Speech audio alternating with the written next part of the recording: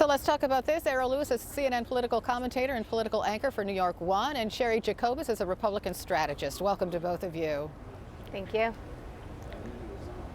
Thanks for being with me. Errol, earlier this summer we said it's too early, don't read too much into these polls, but now the Iowa caucuses are less than 2 months away. Is this a realistic portrait of the state of the race?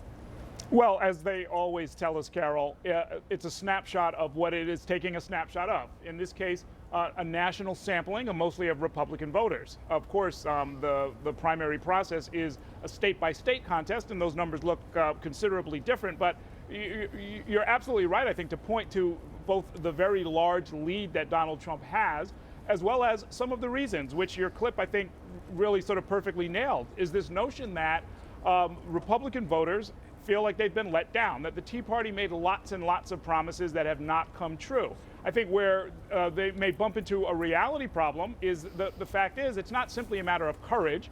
It's really a matter of a system that has a lot of checks and balances, a lot of different levels of government, a lot of different court rulings, and of course there are, in fact, a lot of Democrats there, including that guy who works out of 1600 Pennsylvania Avenue, so that there has to be some negotiation, some give and take.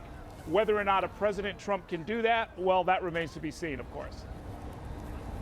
Well, interestingly enough, Cheri Jacobus, Robert Gates, the former Secretary of Defense under Presidents Bush and Obama, he wrote an op-ed for the Washington Post, and he says we need a president who understands there are 3 branches of government.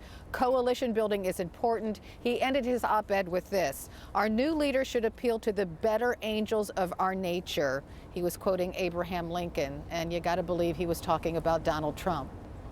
Yes, I agree with that, and I agree with just about everything that Errol said as well.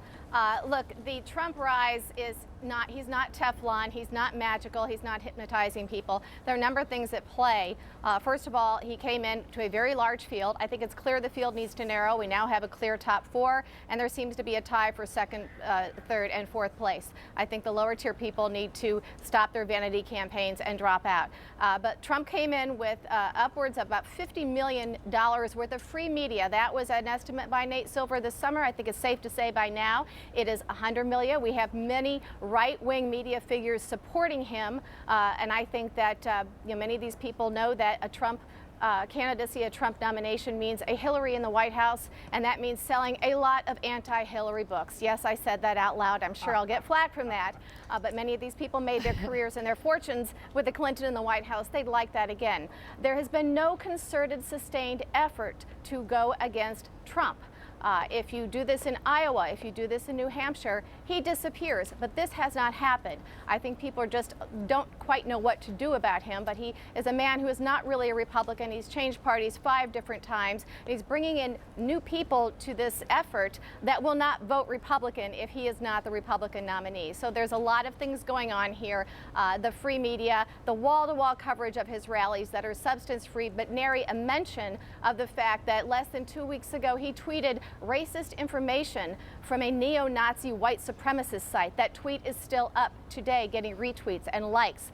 The fact that he tried to trick 100 black clergy into endorsing him, thinking they were stupid. They caught on. It didn't work. These are the things that should be discussed. Many people don't understand this is going on. But again, if the field narrows, if there is a sustained effort to run against him, people should not be afraid that his friends in the right-wing media are going to support him forever.